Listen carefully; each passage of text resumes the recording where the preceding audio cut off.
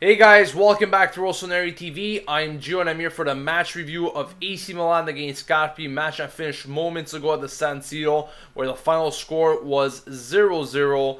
And honestly speaking, guys, I don't know how much of a match review this is going to be because there's really not much to review other than stating the fact that this was probably one of the most boring games of the season, if not the most boring one. And trust me, I've seen a lot of boring games in these past few years for Milan, but this definitely has to be on top of the list.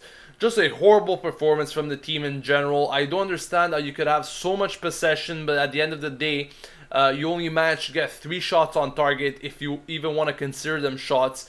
But honestly speaking, you're expecting a better performance and a win altogether for this Milan team once they're facing Carpi. But for the second time in this season, we have to settle for a 0-0 tie. You know, you're playing at the San Siro, supposed to be an intimidating ground for Carpi, but it seems like Carpi didn't have anything of that, and they actually felt like pushing in the end, and they almost won the game there.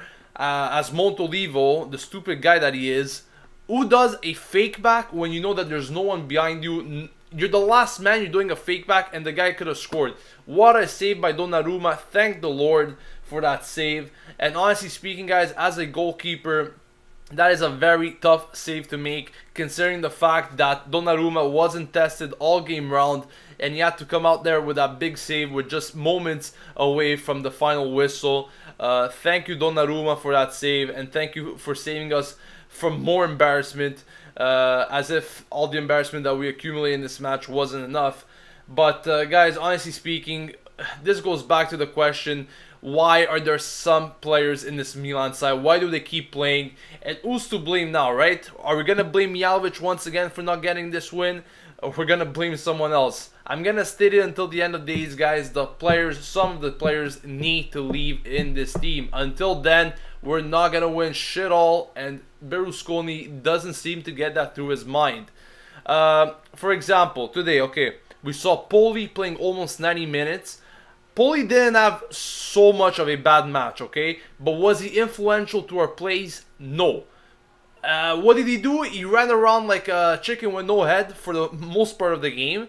But other than that, he did nothing. I mean, I saw more from Abate, a fullback, pushing in and actually managing to cross than Poli today. And that, I think, should give you the explanation of his performance today. As for the midfield, Montolivo actually had a decent first half in terms of passes, but other than that, completely horrible. Once again, I'm going to recall that episode at the end of the game. What the hell was that? I really don't know. Then we saw Bonaventura on the midfield on the left.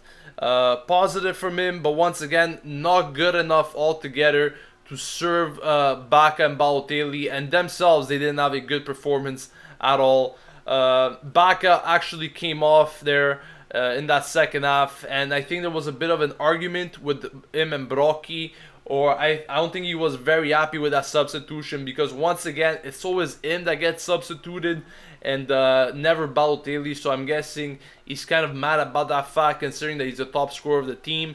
But he went straight for the locker rooms as soon as he got subbed off, so I'm pretty sure Bacca is not in a good mood, and rightfully so in my opinion. I think he's right about that, but at the same time, he needs to do more. I think he had a lot of one-on-one occasions, especially in that first half, in which he didn't manage to actually do good with.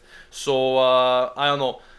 Bacca needs to improve his game as well. I mean, yes, he scored last game, but when he has the opportunity of challenging one-on-one with a defender, I think he needs to come up with some new strategies, because every time it seems like the defender has the upper hand over him, and that just can't happen.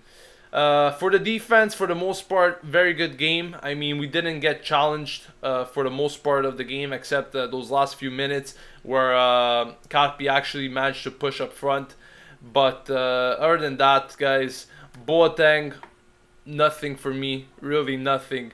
As I said in that pre-match live stream, he's either going to have a very good game or a very bad game. And unfortunately, it was a very bad game for him. I really don't know how much more of Boateng we're going to see this season. My guess is that we won't see much of him anymore.